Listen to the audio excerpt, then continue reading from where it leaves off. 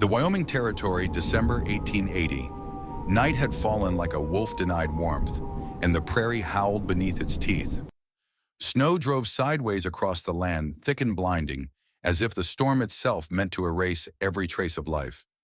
Within the weather-beaten Harrow homestead, a single oil lamp sputtered its flame, bending against drafts that clawed through the rafters. Yet for Clara Harrow, that faint glow offered no mercy.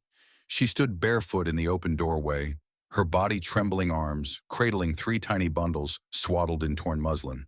The thin nightgown she wore was soaked through, stained by the raw effort of childbirth, and now stiffening with frost. Her skin, pale from blood loss, glistened with cold sweat, and the sharp metallic scent of iron clung to her as fiercely as the snow that lashed her hair. Behind her, the voice of her mother-in-law cut sharper than the wind. "You've cursed this house with girls," she hissed. "Three mouths, not a single heir." What use is that Clara turned, lips trembling, searching her husband's eyes for even a flicker of recognition. But Thomas Harrow only cinched his coat tighter, his face carved in stone, unwilling to speak, unwilling to see. "They are your daughters, Clara," whispered voice barely audible. "They are a burden," he said flatly, silencing her hope with a single sentence. The door slammed behind her. The latch clicked. The lamp died and the storm swallowed the house whole. Clara sank to her knees on the porch, the boards already coated in frost. Snow bit into her ankles, tore at her gown like claws. One infant whimpered, the other two barely stirred. Tears streaked down her face, not warm, but icy as the storm pressed against her chest and stole what breath she had left. Snow clawed at Clara's ankles as she forced herself upright, clutching her newborn daughters as if they were the last embers of a dying fire. Her body screamed in protest. Pain twisted through her abdomen, cruel and fresh, reminding her she had only just given birth. Blood loss left her weak, but the greater terror was that her daughters would never feel warmth again. She pressed them tighter against her chest, using her body as their only shield against the storm. The night was a white void. Wind tore across the prairie like a beast, shrieking through the trees and battering her thin frame with fists of ice.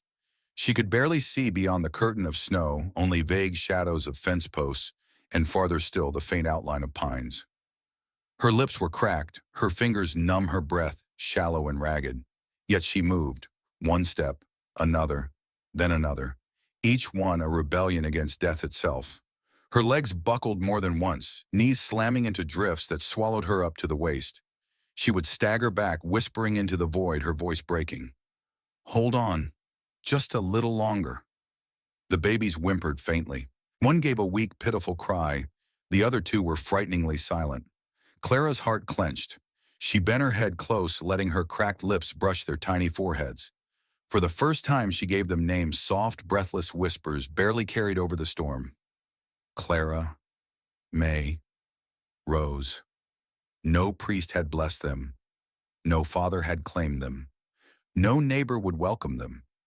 In this frozen wilderness, only she saw them, only she spoke for them. The world had cast them aside, but Clara refused to let them vanish unnamed. The line of pines grew closer, dark shapes swaying against the gray sky. Relief surged, thin but real. Shelter, even if only from the wind. She forced her body forward steps, uneven breaths rasping like broken glass. But the snow deepened. Her strength, already drained, ebbed faster with every heartbeat. Her vision blurred. At the base of a towering pine, her knees gave out one final time. This time she did not rise. Her arms curled protectively around her daughters, wrapping them in the last heat her body could offer. The storm screamed above, merciless and vast, but her world shrank to the fragile rise and fall of three infant chests. Her head tilted back. The sky was nothing but gray. Her lips moved soundlessly, one last prayer, one last plea before they stilled. One baby whimpered weakly. The other two made no sound at all. Clara closed her eyes, her body trembling, her breath nearly gone. And with her children pressed tight against her, she surrendered to the storm. The storm raged without mercy, sweeping across the Wyoming wilderness, with a fury that seemed intent on burying every living thing. Snow drove sideways, thick and blinding, smothering the trails and bending the trees under its relentless weight. Thomas Reed urged his mare Sadie forward, her hooves crunching into drifts that swallowed nearly to the fetlocks. A burlap sack of rabbits hung over his shoulder from an evening of checking snares, his face wrapped in wool, his breath steaming through the cloth. Solitude had long been his companion. For years he had kept to his shack on the ridge, a man who spoke more to the wind and the fire than to people. Too much had been taken from him, his parents by fever, his younger brother by war. Silence was easier than the pain of connection. The storm should have been only another night to endure, but then he heard it. At first it was nothing more than a tremor in the wind, thin, faint, easily dismissed as the cry of the storm itself. But Thomas knew the language of wind. He had lived with it too long not to hear the difference. He reined in his mare, listening hard. There it was again. Not one cry, but three, sharp and fragile, breaking against the storm like splinters of glass. His pulse quickened. He turned his head toward the forest edge where the sound had carried. Without hesitation, he veered from the trail branches, whipping his coat as Sadie pushed through the drifts. The cries came again, weaker now. Guided by instinct, Thomas pressed forward, one hand gripping the reins, the other resting on the rifle at his back. Then he saw them. At the base of a pine tree, half buried in snow, lay the crumpled figure of a woman. Her body was curled around three small bundles, her nightgown soaked and stiff with frost, her skin ghost pale. She did not stir. One infant gave a faint whimper, but the others were frighteningly still. Thomas dropped the sack of rabbits without a thought and was in the snow beside her. He tore his cloak from his shoulders and wrapped it around the newborns with rough but careful hands, tucking the wool close to their icy skin. He could feel how close they were to slipping beyond breath. His eyes moved to the woman, Clara. He did not yet know her name, but he knew her desperation written in the way her arms refused to slacken, even as her body gave out. Her hair was frozen against her cheek, her lips cracked and blue. Blood still stained her gown. How far had she come? How long had she carried them through this hell? There was no time to ask. Thomas slid one arm beneath her shoulders, another under her knees, shifting her weight carefully into his chest. She was light too, light as though the storm had already begun to hollow her out. The three swaddled infants were pressed close between them, now shielded beneath his heavy coat. He held all four lives in his arms at once. Snow lashed his face as he staggered to his feet. Sadie pawed the ground, waiting. Thomas mounted with practiced strength despite the awkward burden. The mare shifted uneasily beneath the load, but Thomas pressed his knees into her flanks, steady and commanding. The storm screamed louder, as if furious at being defied. Thomas bent his head low against the wind and whispered, his voice steady despite the chaos tearing around him. "Let's go home with me." The words were not shouted but spoken like a vow, low and unshakable, meant as much for himself as for the woman and her daughters. Sadie pushed into the drifts, her hooves striking a rhythm of resolve. Thomas cradled Clara and the children against him, shielding their fragile warmth with every inch of his frame. He rode hard through the night, refusing to look back at the frozen wilderness that had tried to claim them. On the ridge ahead, half hidden by snow-laden pines, the outline of his cabin emerged, a weather-beaten shape that had stood empty of laughter for too long. Tonight smoke would rise from its chimney again. Tonight silence would be broken. And Thomas Reed, once a man of solitude, carried into that cabin the fragile fire of life itself.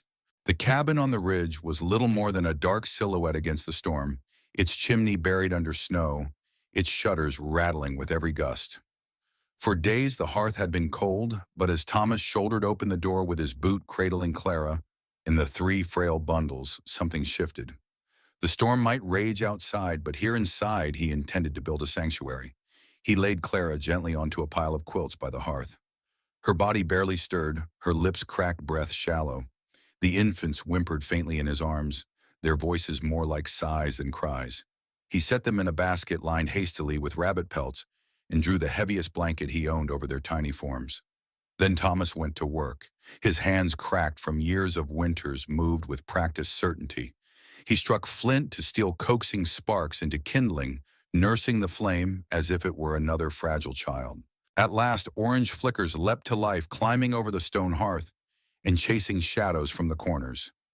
Heat crept slowly into the cabin, a living thing clawing its way back from the edge of death. Thomas stripped off his wet coat and gloves, steam rising from the fabric. He crouched close to the fire, rubbing his hands until the numbness faded, then turned toward the smallest of the girls. Her skin was icy, her breath ragged. He lifted her gently to his chest, pressing her against his shirt, whispering words more to keep himself steady than to calm her. "You're all right, little one. You're all right." He reached for the sealed jug of goat's milk he'd carried from his last check of the animals. Pouring it into a blackened tin pot, he set it over the fire, then pulled from a drawer a carved pine spoon, its edges worn smooth by years of use. One by one, he lifted the babies, feeding them slow sips. Clara first, then May, then Rose. Each weakly resisted, then yielded, tiny mouths sucking just enough to prove that life still held them. With every swallow, with every faint sigh, Thomas's chest loosened. For the first time in hours, he let out a long breath. They were still here, still breathing. He wiped their lips with the corner of his sleeve and tucked them back into the basket, covering them with the heavy wool until their chests rose and fell in something close to rhythm. Outside, the snow hammered against the cabin roof, but inside, the crackle of fire and the fragile sound of three newborns breathing formed a new kind of storm, one that spoke not of fury, but of survival. Thomas stood slowly back, stiff from the ride, and walked to the workbench near the frosted window. From a small box of cedar scraps, he chose 3 thin pieces and took up his carving knife. He sat near the firelight blade, whispering against the wood. Letter by letter, he etched names: Clara, May, Rose. His fingers traced each groove, smoothing the edges with care. These girls, unwanted by their father, rejected by their grandmother, would not go nameless here. He set the plaques gently beside the basket, talismans of belonging anchors against the cold. Behind him, Clara stirred. Her eyelids fluttered, her voice catching in her throat. "Where am I?" Thomas crossed the room quickly and knelt beside her. "Safe," he said, the single word steady and sure. She tried to lift her head, then winced, her gaze shifting toward the basket. At the sight of the girl's warm-fed breathing, her composure shattered. Tears spilled down her cheeks, not in sobs, but in the silent, steady stream of someone who had carried too much for too long. "No one wanted them," she whispered. "Not even him." Thomas reached for a blanket and tucked it higher around her shoulders. His voice was quiet, unwavering. "They're warm now." Her eyes flicked to the cedar plaques glowing in the firelight. Who named them?" He met her gaze, and for once the silence of the man who had lived so long alone was not a burden, but a gift. "I listened," he said simply. And for the first time since the storm began, Clara let herself believe that her daughters might live. In that flickering cabin where the wind could not reach, something more than survival had begun. Not just warmth, not just shelter, but the fragile root of care, a fire that, if tended, could burn long past the winter. The snow eased, falling slower now, blanketing the ridge in muffled silence. Smoke curled from the chimney, steady and strong proof that the fire inside had not faltered. Clara moved carefully about the cabin, wrapping each of her daughters, Clara, May, and Rose, in strips of wool cut from Thomas's old hunting shirts. Her strength was returning in fits and starts, though her eyes still carried the wary flicker of someone hunted. Thomas spoke little. He rose before dawn, hauling wood, tending the goats, melting snow for water. He didn't pry about her husband, didn't press for details. But he didn't need to. Truths have a way of slipping down mountain trails quicker than snowmelt, and word had already reached the town below. In saloons and supply shops, Elias Harrow spun his story. His poor, fever-crazed wife had run off into the storm, stealing his children. She'd lost her mind, he said, and the babies were better off in his care. He sweetened the tale with coin, and coin is quick to buy men's ears. Soon whispers grew into certainty, and certainty rode on horseback. That cold afternoon, Clara was by the window when she saw them first. 3 riders emerging from the trees, their silhouettes sharp against the snow. One wore a bright red scarf knotted loose around his throat like a banner. The second bore a scar cut deep along his jaw, crooked like a hook. The third was quieter, his eyes dark and unblinking, the kind that measured everything and revealed nothing. Clara's breath caught. The wool slipped from her fingers. "They found us," she whispered, voice trembling. Thomas didn't ask who they were. He didn't need to. He pulled on his coat, slung his rifle over his shoulder, and headed for the door. Clara caught his arm, her fingers cold and desperate. "Please stay with the girls," she pleaded. His eyes softened for only a fraction of a moment. "Keep the door shut. Don't open it for anyone but me." His voice was low even. A man's word hammered into steel. Then he stepped outside. The snow crunched beneath his boots as Thomas closed the cabin door gently behind him. The riders had stopped just shy of the porch, their horses stamping in the frost, breaths steaming in the cold. Red Scarf leaned forward in his saddle, his voice carrying on the wind. "You," Rourke Thomas gave a single nod, his jaw set. Scarface spoke next, his words rough as gravel. "We're here for the woman, Clara Harrow. Man in town says she's his, says she ran off with his children." Thomas didn't flinch. "She's not going anywhere." Red Scarf pressed his voice oily. "She's his wife. Went mad, took the girls. He just wants her back safe. Best hand her over, mountain man." "No need for this to get bloody." Thomas's breath rose in quiet plumes. His voice came back steady flat. "That what he told you?" Scarface spit into the snow. "Don't matter what he told us. Law says she's his. That makes her property. And the kids too." The words hung sharp in the air. Property, like land, like livestock, like flesh could ever belong to someone's ledger. Thomas stepped down from the porch, boots biting into the white drift. His eyes were clear, cold, merciless. "She was never his," he said, "and those girls sure as hell aren't yours." The third rider, quiet-eyed, shifted in his saddle. His hand rested slow on the butt of his pistol. He was gauging weighing. Red Scarf's tone hardened. "You aiming to get yourself killed over some fellow's runaway wife?" Thomas stood tall, shoulders squared against the storm. "I aim to bury any man who tries to cross that threshold." The wind howled around them, rattling branches and shaking the cabin shutters. For a long, brittle moment, no one moved. 3 men on horseback against one rancher with a rifle. Yet Thomas didn't blink, didn't break. He was the wall between them and what they wanted, and walls don't beg. Scarface scoffed at last, turning his horse with a jerk. "Ain't worth it. We'll tell Elias where she is. He'll want to handle this himself." Red Scarf sneered, tugging his reins. "You're dead next time we ride up here, mountain man." Thomas didn't answer. His silence was heavier than a threat, colder than a curse.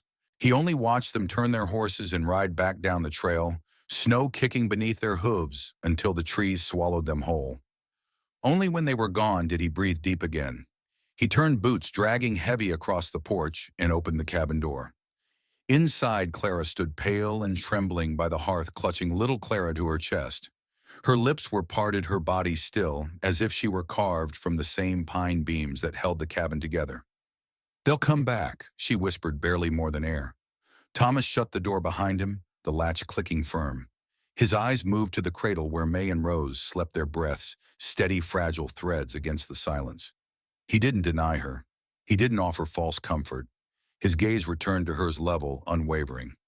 "Then we'll be ready," he said. And in that snowbound cabin where firelight flickered against the logs and the storm clawed at the walls, the vow was set, not just of defense, but of defiance. Outside, winter clung stubborn to the mountains. But inside, beneath the low roof beams, the beginnings of a family had already taken root. And no law twisted by men, no lies bought with coin would undo it. Winter clung to the mountains like a stubborn ghost. Snow piled high against the cabin walls, muffling the world in white silence. Weeks passed, yet the cold never loosened its grip. Outside, the pines bent heavy beneath ice. The sky seemed carved from slate, unyielding. But inside the cabin, beneath the tireless crackle of fire, life began to take root again. Clara's color slowly returned. The hollow shadows faded from her cheeks. Her steps steadied, though she still carried caution in her eyes. The storm had nearly broken her, yet each day she held her daughters tighter, breathed them steadier, as if refusing to let the world steal them again. Thomas asked for nothing. He rose before dawn, boots crunching on frost while the stars still burned. He hauled wood until the stack outside the door towered a fortress against hunger and cold. His hands, cracked and raw from splitting logs, smelled faintly of pine and ash. He fed the goats, shoveled paths through the drifts, melted snow for water. When Clara woke, the kettle already steamed on the hearth. He never explained himself, never asked for thanks. He simply did. At night, Clara would watch him from the cot, her daughters swaddled close at her side. Thomas moved like a shadow, quiet, steady, unshakable. She never heard complaint on his lips, only the soft murmur of logs shifting in the fire, or the creak of his boots across the floorboards. His silence was not absence. It was presence, dense and watchful, like the mountain itself. One night she stirred and found him at the workbench, a candle burning low. He wasn't sharpening blades or repairing gear, but sewing. The burlap fabric looked rough stiff. His thick fingers moved carefully, coaxing the needle through loop after loop, each stitch small but firm. "What is it?" she whispered, her voice a rasp from sleep. Without looking up, he said, "Diapers." Her brows lifted. The word seemed absurd in his mouth, so ordinary against the backdrop of storm and survival. Yet he kept sewing, steady and unhurried. Figured the girls will need more clean ones. Clara stepped closer, brushing her fingertips along the seam. The burlap was coarse, but the thread was knotted tight, each stitch anchored. Her throat tightened. "You did all this," he gave the faintest shrug. Had nothing better to do. But she had heard him rise twice that night to feed the fire. Had seen him crouch near the cradle, whispering nothing at all, just keeping watch. Days bled together in the snowbound stillness. Clara noticed the details. The way Thomas refilled her tin before she realized it was empty. The way he crushed dried herbs into broth when the babies fussed. The way he wedged extra logs near the hearth so she would not have to bend her body still tender from birth. One afternoon, a violent gust slammed open the western shutter with a crack. Ash swirled into the room. The wind roared like an intruder. Clara instinctively gathered the baby's heart hammering. Before she could move further, Thomas was already there. He threw his shoulder against the window, slammed it shut, and braced it with a chair. His breath steamed. His hair clung damp against his forehead. "You're all right," he said simply, turning back to her. Her chest loosened. She believed him perhaps more than she wanted to. The night stretched long, but Clara began to see the shape of something she had never known in the Grand Harrow estate: love that didn't declare itself in words or possessions, but in actions repeated, steady as heartbeat. A log added to the fire before it died. A spoon carved for small mouths. Silence guarded so infants could sleep. One night she woke to the sound of the fire hissing softly. Thomas sat in the chair beside it, arms crossed, chin on his chest, asleep at last. His boots were still laced, his posture tense, even in rest, as though he'd meant to keep watch and lost the battle against exhaustion. The fire still burned high. He hadn't left it untended. He never did. Clara rose carefully, cradling Rose against her shoulder. She crossed the room, paused, then lifted the blanket folded on the rocking chair. Slowly, gently, she draped it over his broad shoulders. He didn't stir. She lingered a moment, watching the crease in his brow, the rough hands slack across his lap. She returned to her cot, lay down beside her daughters, and listened. Not to the storm, it had lost its power to frighten her, but to the quiet rhythm of Thomas's breathing beside the fire. It was a sound that told her she was not alone, that someone had chosen to bear the weight beside her. And in that cabin, snow pressing hard against the walls, silence heavy yet warm, Clara realized something she had never known in a house filled with wealth and cruelty. Love did not always announce itself in vows or gifts. Sometimes it came in the smallest acts: stitched burlap, steady fire, a man's presence through the long hours of night. It was love without words. A love strong enough to weather even the fiercest winter. The mountain sky blackened before the sun could even fall, clouds boiling with a fury that seemed almost human. Snow slashed sideways, a storm meaner than any that had come before, erasing every path, swallowing every sound. The cabin rattled in its beams, windows shuddering under the weight of the wind. Inside, Clara clutched Rose and May against her chest, while little Clara was bound close to her in wool. Her heart raced not only from the storm, but from the look in Thomas's eyes, still fierce, already resolved. "They'll come tonight," he said flatly, staring out the window where the world had turned white and shapeless. She shook her head, fear rising. Not in this storm. No one could. But his silence told her otherwise. He pulled on his coat, slung his rifle across his back, and took the knife from the wall. His movements were calm, deliberate. "You take the girls," he ordered quietly. "Go down through the ravine. Follow the creek bed. It'll bring you to Miller's outpost." Her throat closed. "I won't leave you." "Yes, you will." His gaze locked with hers, a fire smoldering deeper than fear. "You want them safe? You run. Now." Tears stung her lashes, freezing in the bitter air of the cabin. With trembling fingers, she bundled her daughters tighter, whispering their names as though the syllables themselves could shield them. Clara May rose. She tucked the wooden plaques he had carved into her satchel, talismans of survival, of belonging. Thomas took one last glance at those plaques resting on the shelf above the hearth, then turned. He opened the door and the storm screamed in wild and merciless. He stepped into it without hesitation, letting the darkness swallow him.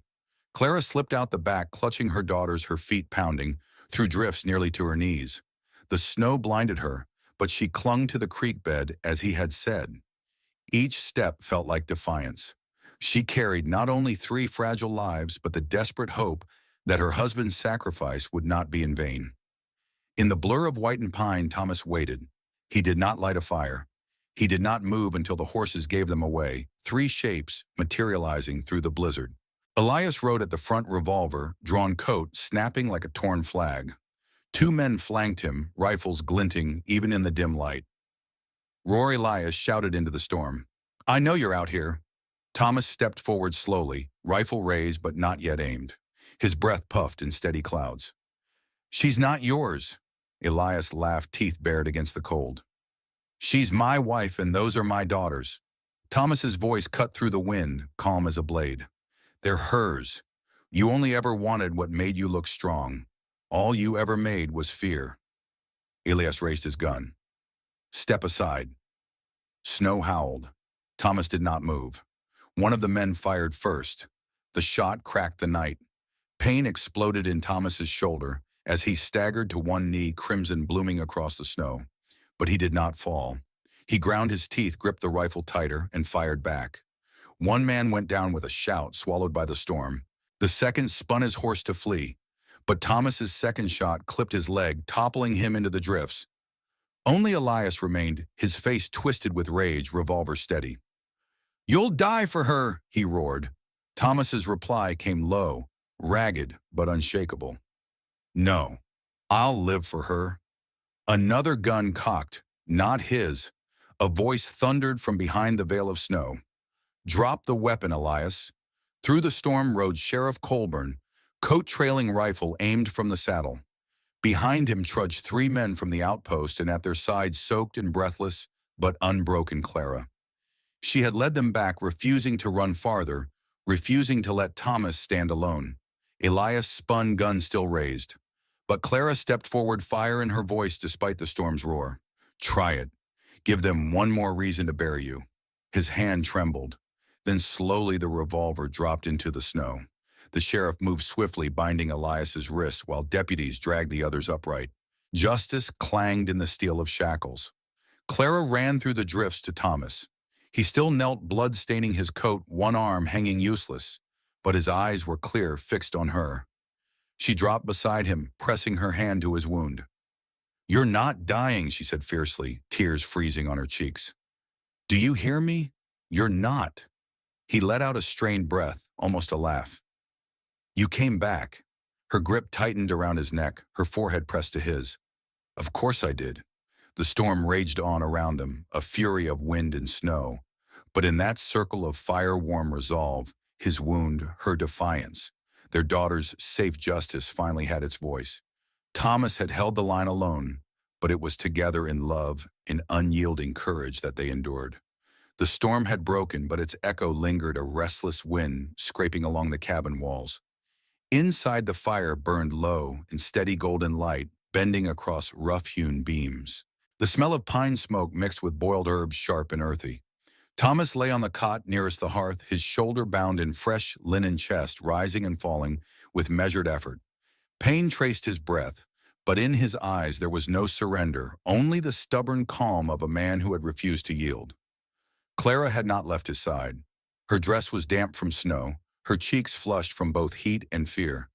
She moved quietly, tending him with hands that trembled only when she thought he was asleep. She spooned broth slowly to his lips, wiped sweat from his brow, changed the bandage when the bleeding threatened to break through. Each small act carried a weight words could not match. The triplets slept soundly in the cradle Thomas had repaired weeks earlier, 3 tiny bodies curled like kittens beneath wool. Their soft breathing was the only rhythm steady enough to remind Clara that the world still held gentleness. She paused to check on them, pressing a kiss to each warm forehead, then returned to her place beside Thomas. It was near midnight when silence thickened. the fire crackling in unhurried bursts. Clara pulled her blanket closer around her shoulders, then leaned nearer. Her voice was low, careful but strong. "You never asked me why I stayed." Thomas did not turn at once. His gaze lingered on the flames as though the dance of light held secrets only he could hear. Clara let the words settle, then tried again. "I could have run farther. I should have. But I didn't." She reached for his hand where it lay against the quilt. His fingers were rough-scarred but warm. She laced her own through them, holding firm. "I stayed because you didn't leave us. Not once. Not in the storm. Not in the fight. Not when everyone else did." At that, Thomas blinked slowly, a single nod, barely visible. "You stayed because of them," he said, tilting his head toward the cradle. Clara shook her head, eyes shining in the firelight. "I stayed because of you." Her thumb traced the edge of his scarred knuckles, soft and reverent. "You carried us out of that blizzard. You carved their names when no one else would speak them. You stitched diapers out of burlap, for heaven's sake. No man does that unless—" Her voice caught tears rising. "Unless he already loves."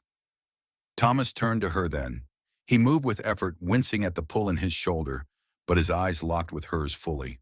For a long moment he said nothing, letting the silence speak. Finally his voice emerged, rough and deep, every syllable carved with truth. "I never said I did. Not once. Because love, it doesn't live in words, Clara." Her breath hitched. He tightened his grip on her hand, drawing it closer to his chest where the bandages lay. "Love lives in the fire you keep lit when the wind wants it dead. It's in the silence you guard so babies can sleep. It's in the way you look at someone like they're already home." Tears fell freely down Clara's cheeks, hot and unashamed. She leaned forward, her forehead resting against his, their hands still bound together. His voice lowered, steady despite the pain. "Come home with me," he whispered. "Not just tonight. For good. For always." Her lips trembled, but the answer rose clear as dawn. Yes. In that single word, the storm outside lost its power. Inside the cabin, the fire glowed steady. The babies stirred softly, as if hearing promises their mother had carried in her heart since the night she was cast out. Thomas exhaled long and slow, his strength not yet whole, but his spirit anchored. Clara pressed closer, tears falling onto his chest, not of grief this time, but release. Their fingers stayed interlaced, a vow stronger than any preacher's blessing. And in that hushed room, with wind fading into nothing beyond the walls, two people who had nearly been undone by the world finally chose not rescue, not pity, but a home built on endurance and a love spoken through silence. Fire in the grip of joined hands. Spring came late to the Wyoming ridge, as if it had to be coaxed back after so much snow and sorrow. Yet when the thaw arrived, it came with force. Streams broke free of ice, robins stitched the air with song, and grass returned green and thick beneath the pines. At the edge of that wilderness stood Thomas's cabin, no longer just a hunter's refuge, but a hearth reborn. Smoke curled steadily from the chimney, carrying the scent of wood fire, and stew, the smell of survival, softened into home. It was Clara who first named it. With steady hands, she fastened a hand-carved sign above the door, "Hearth at Hale's Ridge." The letters were etched deep into pine, sanded smooth by Thomas's careful work. Travelers who passed along the trail began to speak of it, a place where the fire never died, where no one was turned away. What had once been loneliness was now a landmark of shelter. Inside, life had its rhythm. Clara stirred pots of rabbit and wild onions over the hearth, her apron dusted with flour. The triplets, Clara, May, Rose, and little Anna, filled the space with laughter. Rose wobbled on unsteady legs each fall, followed by delighted squeals. May napped in a patch of sunlight by the stone hearth. Clara May clutched a wooden spoon as if it were a scepter, her tiny kingdom, the cabin floor. Their giggles threaded through the walls, proof that the storm which nearly claimed them had given way to life. One evening after supper was cleared, and the girls tucked into their cradle, Thomas reached into a sack near the fire. From it he drew 3 cedar plaques he had whittled across long nights. Each bore a name carved deep, smooth by his touch. Clara traced the letters with her fingers, her breath catching as memory returned of snow silence and fragile breaths. Together they climbed a stool and nailed them above the main beam, one for each daughter, one for each heartbeat nearly lost in the storm. The cabin was no longer just shelter. It was a living testament carved in wood fire and love, a home born from winter named in spring, guarded for all seasons to come. By spring's full return, the cabin on Hales Ridge had become more than shelter for one family.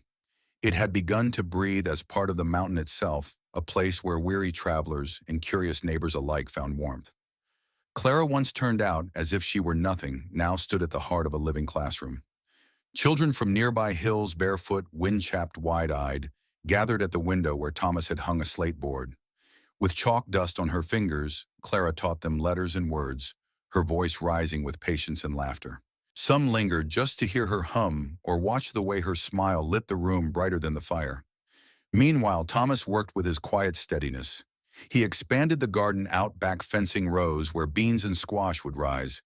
He stacked a second shed with firewood-mended tools and built pens for goats that now bleated softly at dawn. His boots wore smooth paths from the barn to the house, each step the mark of a man who had chosen to stay not only for Clara and the children, but for a way of life that mattered. There were small symbols of this new peace everywhere. Chalk scribbles on the porch rails where children practiced their names. A half-drained cup of coffee left on the step cooling, as Thomas paused too long to watch the triplets chase sunlight. Laughter spilling from the cabin, blending with birdsong, until the mountain itself seemed gentler. What began as survival in the storm had grown into something sturdier, quieter, and far more rare a refuge. Hales Ridge was no longer a lone hunter's shack. It was a place where fire and learning never failed, where three girls grew strong, and where anyone passing could find proof that even in the hardest winters, life could be rebuilt with open hands. Late afternoon draped the ridge in gold as Thomas and Clara sat side by side on the porch steps. Before them, three little girls tumbled barefoot through the patchy grass, their laughter ringing louder than any storm that had once threatened to silence them. Clara leaned her head against Thomas's shoulder, her apron still dusted with flour, her eyes glistening with quiet peace. She whispered almost to herself, "This fire, it never went out." Thomas's hand closed gently over hers, steady as ever. "It only waited," he said, and together they watched their daughters run free, knowing the hardest winters had given way to a home that would endure. In a land where the West often measured worth in bullets, land, and bloodlines, Thomas and Clara built something the storm could not steal. Their cabin was more than timber and stone. It was a hearth kept alive by kindness, sacrifice, and the quiet courage of choosing to stay when leaving might have been easier. No claim of ownership, no law twisted into chains defined their bond. Instead, they found freedom in care, dignity in survival, and love in the everyday acts of keeping each other warm, fed, and safe. For those who listen, the story reminds us that love in the frontier, or in any life, does not always roar. Often it endures in silence, in steady hands stacking wood before dawn, in the hush of a mother's lullaby, or in the way two people guard a flame together until it burns bright enough to guide others. So when the prairie winds rise and the world feels merciless, remember Thomas and Clara's choice to stay, to protect, to turn exile into belonging. Because sometimes the wildest victory is not conquest, but a home made sacred by two souls who refuse to let the fire die.